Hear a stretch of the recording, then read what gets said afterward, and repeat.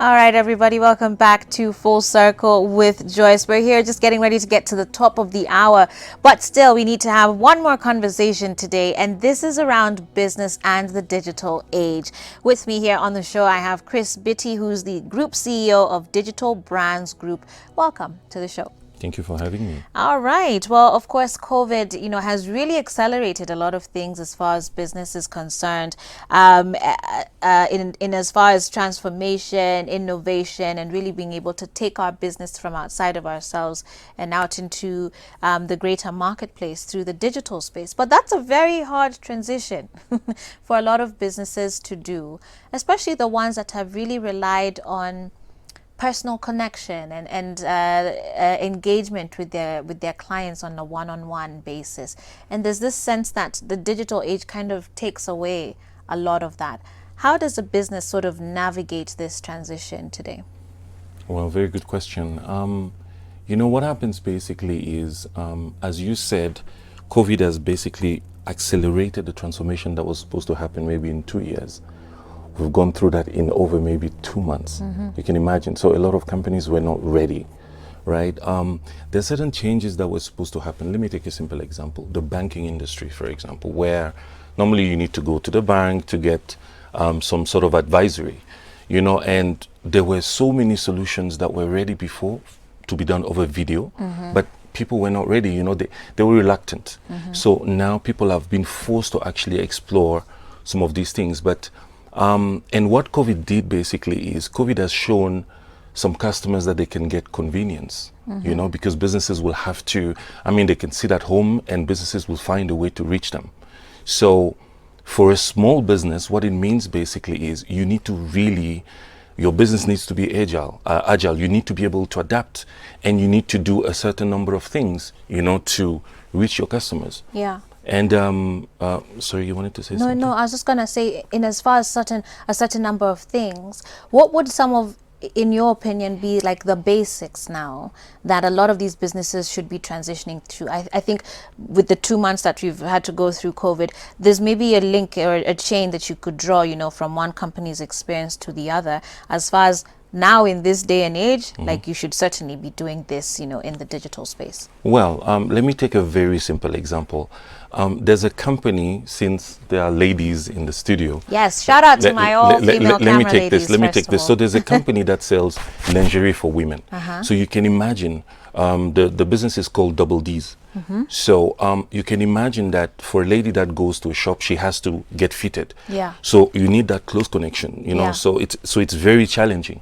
But what they've done basically is they've set up a website, an e-commerce site, but they've figured out the fitting process. They've come up with a series of videos to help the customers take the measurements themselves, send to the business. And do you see what I mean? So they've managed to adapt. And during this period, their revenue has gone a bit down, but they're managing to survive. Stay afloat, So if you were a business and you're doing 70% of what you were doing pre-COVID, I think you're actually not doing necessarily that bad. Yeah. And that's a small business. Yeah, absolutely. So right now everybody's saying go digital, right? Adapt or die, and it's like the buzzword right now is to be digital. But I think there's a very real concern as far as in this sort of rush to be where everybody is, or in this future that we're all supposed to expect, isn't there a risk as far as also losing a bit of our authenticity, or the authenticity and the genuineness, the sincerity that a lot of businesses would carry? So how do you match and meet up with that transformation that you're supposed to be doing, but still stay true and authentic to the values and the principles that set up your business in the first place and brought those customers through the door? Well, you see, thank you very much. That's a good question. You see, what happens when chaos occurs is that a lot of things change. So now we're going through a pandemic, and you have a lot of businesses that don't know exactly what they're supposed to do. I'll go back to the banking industry again. I was in South Africa about 10 years ago, or maybe even longer, and Standard Bank had moved to online banking, and then they realized that customers were not coming to the branch anymore, so they became a cold business. So they realized that there's a need to actually really, balance, so you cannot necessarily be a digital business only, but we also need to understand that it depends on the field you're in. If you're, for example, in the events business, you know, where you need, you know, that personal connection, customers need to maybe go into a space and experience something, you know, then you are in some serious, you're experiencing some serious difficulties. But then again, even in those industries, there's a possibility to innovate. We've seen people doing it all over the world. We've seen, I don't know if you had watched, and there was a show on Switch TV that I was on where I was talking to an events guy, and I told him, listen, Babyface and Teddy Riley got 500,000 people connecting to an online, you know, event. So there are different ways to do things. And I understand that people are worried about losing that personal connection, but customers also understand that. Right. Now, you know, so they've also evolved. So that problem is not really there. Okay. There's something, though, that I would like to say. When people talk about going digital, a lot of people misunderstand what that means. Right. People think you have to be on social media, so that's what it is. You know, you have to just put a certain number of posts. Not really.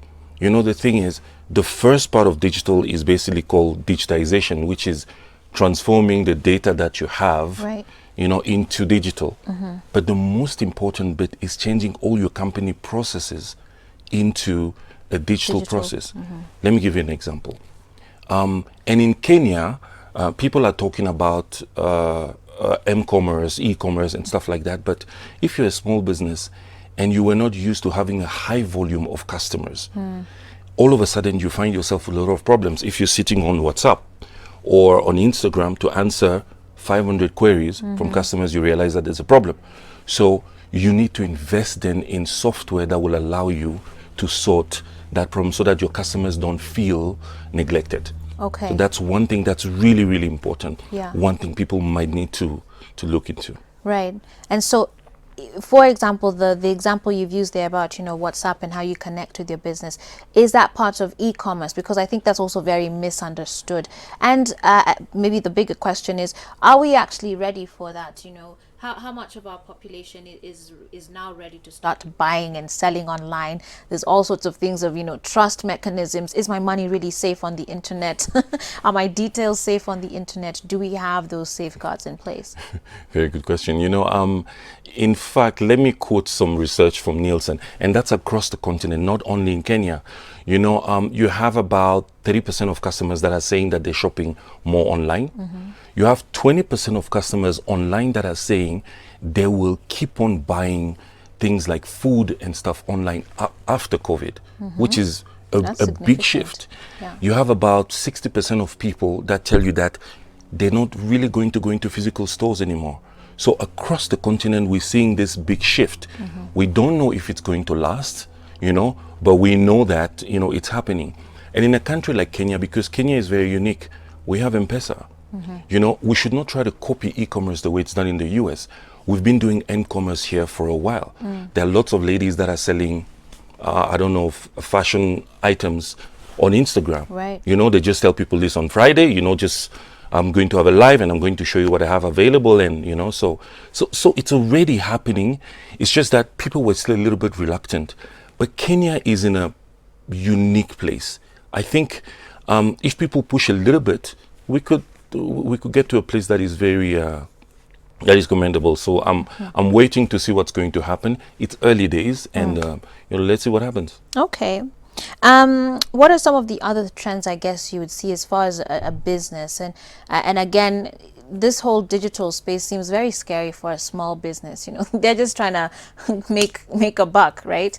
And it's an investment. It really is. How big is that investment? And in your opinion, what does the world post-COVID-19 look like for these small businesses, should they fail to sort of adapt into this space? To be honest, I think it's innovate, adapt or die. You know, that's unfortunately this is where we are. As we are now, there are so many businesses that had to shut down. I'm in the agency business, you know, so we've changed the way we operate, but we had made that shift a long time ago, you know, so it hasn't really disrupted our business, you know, and even the big businesses that we see, look at Airbnb, for example. Airbnb last year, was supposed to go public, I think, this year. It's a huge business. But COVID, for example, has changed everything, because now all of a sudden a digital business, I mean a business that had a huge digital infrastructure, now is going to struggle because people are not necessarily willing to go into people's houses. Yeah. You know, so there are no rules here, you know. So Wow. it's really, so we don't know what's going to happen. There are lots of opportunities in education, for example, you know, so a lot of things are now moving. The gig economy is going to have a boom as well. So people, instead of paying high retainer fees, people will pay freelancers now, for example. So set up your website, be visible, just make sure that, you know, you build your brand, people see you, you know, people Yeah. engage with you. You know, as a small business, it's what you can do.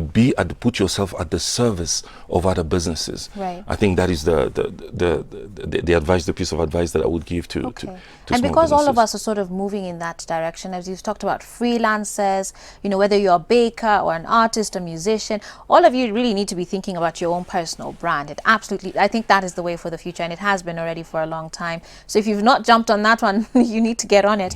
But how then does one stand out as a personal brand, becoming a business, as a small business, you know, trying to grow into a bigger business? How do you then stand out in this sea, this flock of or herd of now businesses coming onto this digital space? Well, it's not that simple, and you know, it's a topic for a whole other interview. But what happens basically is, branding is really now about storytelling. You know, you need to figure out a way to tell your story in such a way that people really connect, you know, to it. It's not simple, but it's doable.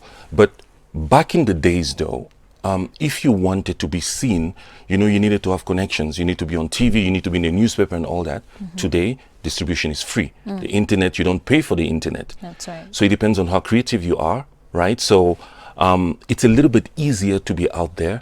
It's a bit crowded, but if you have a niche and you really make sure that you focus on certain things, I think there are opportunities, and you don't necessarily copy people. Because, I mean, I've lived in Nairobi for like 10 years now, and what happens is someone sees someone doing something and then they want to do the same thing. Yeah. While their strength could be, you know, somewhere in completely different. Yeah. Right? Yeah. And for those who maybe at that point where they're having to make this decision of, hey, I had a business, like a physical business and an office space and all of this good jazz, and obviously we've had to, you know, close it and shut down for now. What sort of decision should they be making as far as that infrastructure is concerned post COVID? It's a tough question. It's a tough question. It is. But It is what should they just- be doing? Well, my advice is think small. Okay. Let me explain. I mean, look at shopping malls, for example. Guys, I mean, all these companies that have made those massive investments are going through some serious issues right now. The smaller shopping malls, Valley Arcade, Yaya, are doing relatively well. The quick marts and so on are going to probably be fine. As a business, I had to chat to have a chat with my landlord. My employees told me, Chris, look, for the past 2-3 months, we've been working. We don't need to be in an office. Why do we need an office for? We're in a digital business. So I went to my landlord and told them, listen, guys, so can we reduce this space? So this is the thing. So it's an opportunity for businesses to Reduce your save. overheads. But then for people in the real estate business, it's going to be a little bit, they need to pivot. They need to figure out a way to maybe move to what Kofisi and Nairobi Garage is doing. Okay. And then again, it's going to be too busy. So, but Yeah. think small. This is Wow. what I would say. Chris BT, thank you very much for joining me here on the show today. Pleasure talking to you. Thank you so much. I'm sure now your business, of course, Digital Brands Group, I'm sure you have lots more information for people to to learn from. How can they find you on social media or your website? On social media, I'm at Chris BT. My handle is Chris BT. Digitalbrands.africa is our website. But what we're trying to do is, I've been involved with a couple of companies, and we're trying to do a lot of trainings online, and Okay. and I'll share the details on my social media handles. Great, fantastic. Thank you so much for Asante having sana me. for being here, and thank you as well to you guys for watching the show. Nashukuru sana sana kabisa. Let's meet here again tomorrow as we get ready to wrap up the week.